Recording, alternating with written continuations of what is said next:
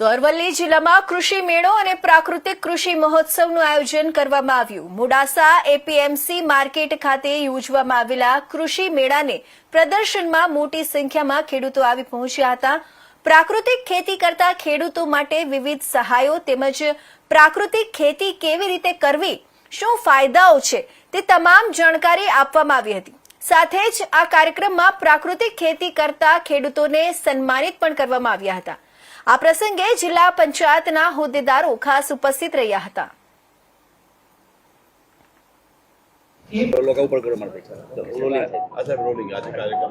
આજે મોડાસા માર્કેટયાર્ડ ખાતે અરવલ્લી જિલ્લાનો પ્રાકૃતિક કૃષિ પરિસંવાદ આત્મા પ્રોજેક્ટ ગુજરાત સરકાર અને પ્રાકૃતિક કૃષિ બોર્ડ ગુજરાત સરકાર દ્વારા આયોજિત થયો છે। 1500 જેટલા ખેડૂતો જિલ્લાના પ્રાકૃતિક કૃષિ કરતા ખેડૂતોને વિશેષ તાલીમ માટે અહીંયા નિષ્ણાતોના માર્ગદર્શન મળ્યા છે। આગામી સમયમાં આચાર્ય દેવવ્રતજીનું જે સ્વપ્ન છે કે ગુજરાત પ્રાકૃતિક કૃષિમાં નંબર 1 બને, માન્ય મુખ્યમંત્રી શ્રી ભૂપેન્દ્રભાઈ પટેલ સાહેબ, કૃષિ મંત્રી શ્રી જીતુભાઈ વાઘાણી સાહેબે આ દિશામાં કામ કરવા માટેની ખૂબ મોકળાશ આપી છે।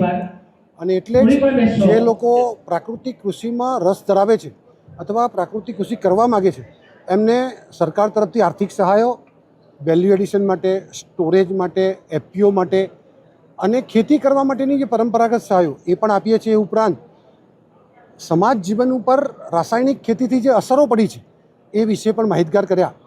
મને કહેતા આનંદ થાય છે કે પ્રાકૃતિક કૃષિ ફેડરેશનના ચેરમેન તરીકે સમગ્ર ગુજરાતના જિલ્લાઓમાં પ્રવાસ કરવાનું થાય છે, પણ આ પ્રાકૃતિક કૃષિના કામમાં અરવલ્લી અને સાબરકાંઠા જિલ્લો એ મોખરે છે।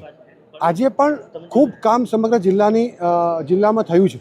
હજુ પણ એને આગળ લઈ જવા માટે આ આત્માની જે ટીમે પ્રયાસ કર્યો છે એ માટે હું એમનો આભાર માનું છું।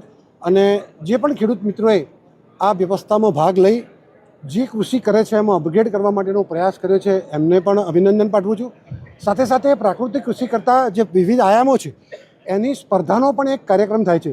એ સ્પર્ધાઓમાં જે પણ ભાઈ બહેનો, ખેડૂત ભાઈ બહેનોનો 1, 2, 3 નંબર આવ્યો છે એમને પણ વિભાગ તરફથી પ્રોત્સાહક ઇનામો આપવામાં આવ્યા છે। એનું ઇનામોનું વિતરણ પણ અહીંયાથી થયું છે। રાજ્ય સરકાર માટે અભિનંદન એટલા માટે કે સમગ્ર દેશમાં આ પ્રાકૃતિક કૃષિ યુનિવર્સિટીની રચનાનું કામ સૌથી પહેલાં એ ગુજરાતમાં થયું છે। દેશની સૌથી પહેલી પ્રાકૃતિક યુનિવર્સિટી હાલોલ ખાતે બની છે।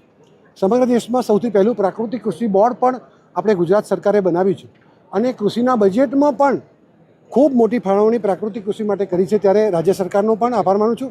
આચાર્ય દેવવ્રતજી આપણને જે મળ્યા છે અને જે આટલી ગરમીમાં પ્રચાર કરી અને ગુજરાતના જનજીવન માટે પ્રયાસ કર્યા છે એને પણ અભિનંદન પાઠવું।